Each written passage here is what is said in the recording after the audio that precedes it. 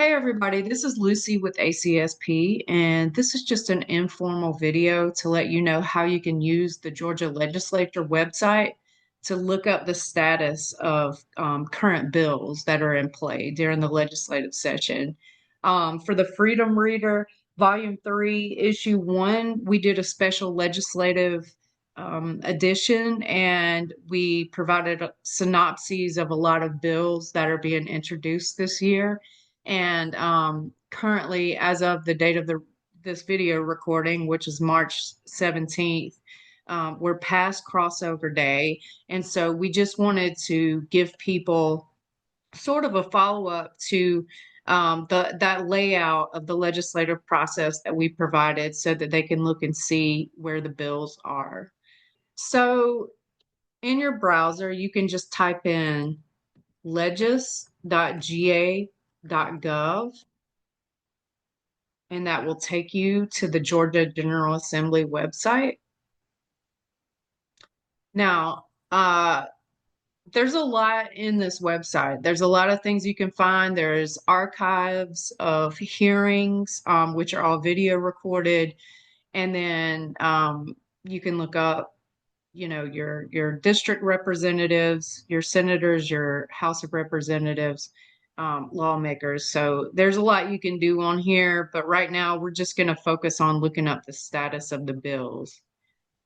So you'll see in this top right is a search box, and this is the best way to look up a bill if you have the number. I'm just going to start with House Bill 582, which is the Survivor Justice Act, which ACSP has been supporting this year.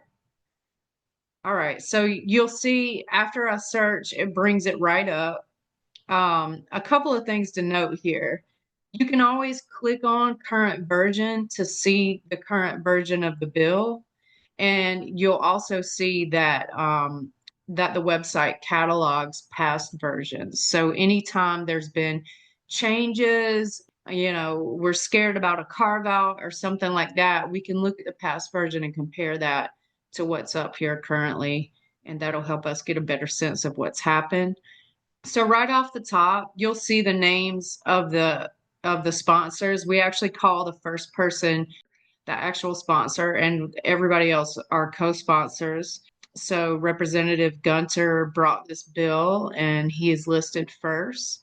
If you wanted to know more about Representative Gunter, you could go click on his name, and then you're going to get all kind of information, which you can also just access by going to the top here and going to all representatives, or if it's a Senate bill, you could go to all senators.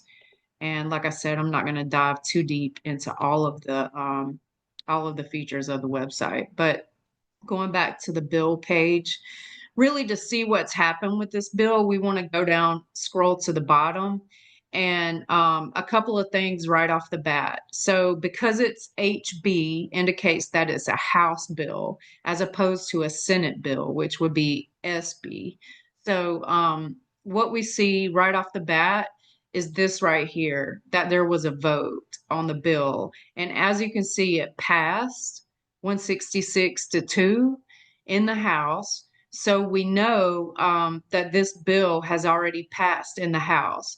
And I'm going to pay attention to this date right here because actually March 6th was crossover day. That's the last day that a bill has to pass in one chamber in order to be considered in the other chamber before the session ends, or before that part of the session ends. In Georgia, we have a biennial, which means that our session goes for 2 different years. So right now we're in the 2025-2026 session. So anyway, this bill, House Bill 582, Survivor Justice Act, passed in the House. And then if we want to see the history, we can look over here. Every time that a committee has a hearing on a bill or pass through rules or anything like that, there's going to be an update. It's been passed over to the Senate, but as you can see, we don't have any kind of readers' notes. So we know that there hasn't been a hearing on it yet in the Senate, but we're hopeful that that will happen. We'll just have to come back here and see if it passes or if it stalls. Just for the sake of looking at something else, I'm gonna also check out SB 25. This is the parole bill that Josh McLaurin brought this year, and a lot of our people inside were super interested in this bill. There's a lot of Democratic co-sponsors, as you can see on this bill. And if we scroll to the bottom, what you will see is that there's been no movement on it since January. So it did not cross over. Just to give you an idea of what it looks like when a bill has completely passed, I'm going to look up HB 67, which is an appropriations bill. And as you can see, if I scroll down to the bottom here, um, we see that this was first passed in the House, then it was passed in the Senate on February 26th. And then you can see that it went back to the House and back to the Senate. That is likely because the Senate made some substantial changes at this juncture, and then it would be going back and forth and getting ratified by the other chamber at that point. And then if you look up here, you can kind of see that since the last vote in both chambers, it went to the governor's desk and he actually signed it. So all of these things will be listed. If a bill passes, it will ultimately have an effective date on it. So that was considered passed as of March 6th. Okay, so I hope this all makes sense and that you have a little bit of a better idea of how the session works.